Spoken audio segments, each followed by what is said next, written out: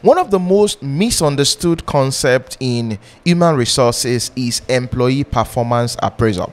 Why is that so, you would ask? Now, the reason is this: when the purpose of a thing is not known, then abuse is inevitable. Today on HR Insight, I'm going to be delving into the concept of employee performance appraisal that we're going to be doing after taking this video message from our sponsor of today's episode. Ready for a 5-star performance this year? Motivate your workforce and increase employee productivity with Seamless Performance. Seamless Performance makes automating performance management so easy. So whether you use a linear or 360-degree review performance tactic, Seamless Performance helps you ensure your team is knocking out their individual and team goals to support the organization's success. Now you can track performance and share feedback based on set KPIs or OKRs, acknowledge exceptional achievements, and make informed workforce decisions from appraisal insights.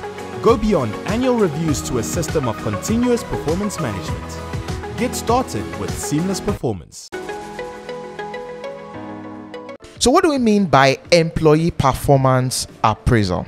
An employee performance appraisal is also known as what we call performance evaluation. It is also known as performance review. What is the aim? Employee performance appraisal is a formal assessment of an employee's work in a given time period.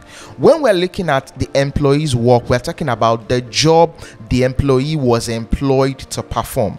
So when we want to assess what has the employee done within that period, most of the time a performance appraisal period is usually set. The most common is an annual performance review, which in recent time we're beginning to see a reduction in the performance period, in terms of we're beginning to see more of quarterly reviews, monthly reviews, and some other organizations are beginning to adopt a weekly or a ongoing review process, such that we are not waiting till the 1 year or the biannual period before we'll give feedback to the employee. Because if the purpose of the appraisal is to improve employee performance or job performance, and we wait till the end of the year before we give feedback to the employee, then the essence is defeated. So what are the various reasons that would give us a better approach to performance appraisal? So what are the reasons for performance appraisal? In order to understand the appraisal process and why it exists in the first place, it is to identify an employee's current level of job performance. The essence of the appraisal process, of the employee appraisal process, is to identify the employee's current level of job performance. Then it also helps to identify the employee's strengths and weaknesses. For an employee to perform the job satisfactorily, it will be a function of the strength of the employee and the weakness of the employee. That is what the appraisal process is expected to reveal.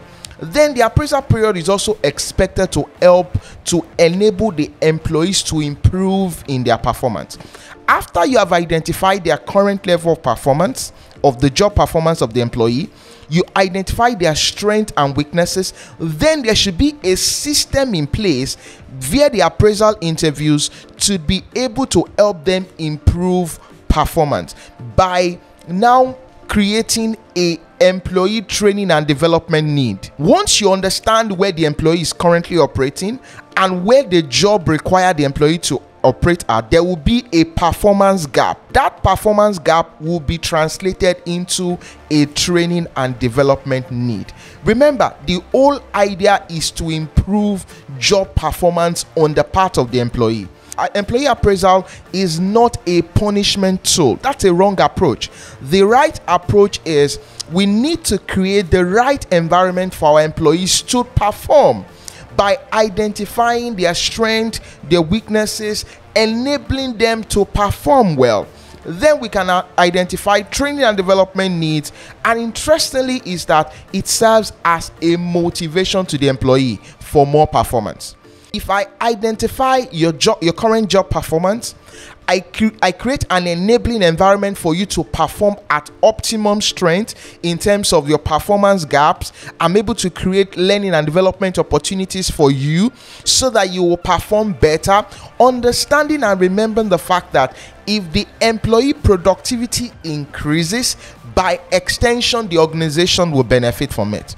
And some other reasons is that you need to be able to motivate the employee for more performance. That is where the point of reward comes in at the appraisal period. Yes, that doesn't have to be the primary reason for the appraiser in the first place.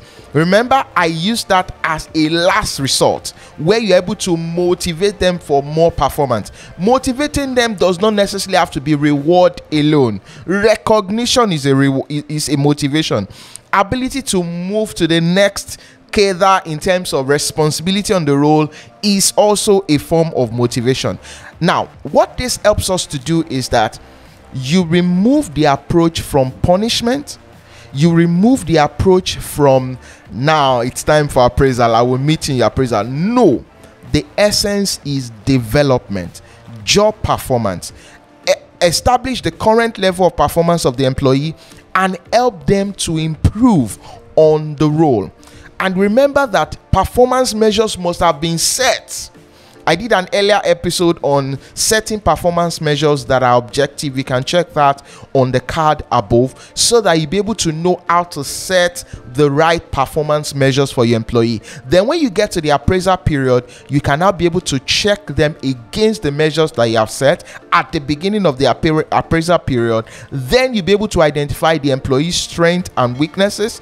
You would also be able to identify where does the employee need help in terms of performance related help, in terms of developmental help, in terms of career development help. Then you can be able to set a process in place to improve the employee performance.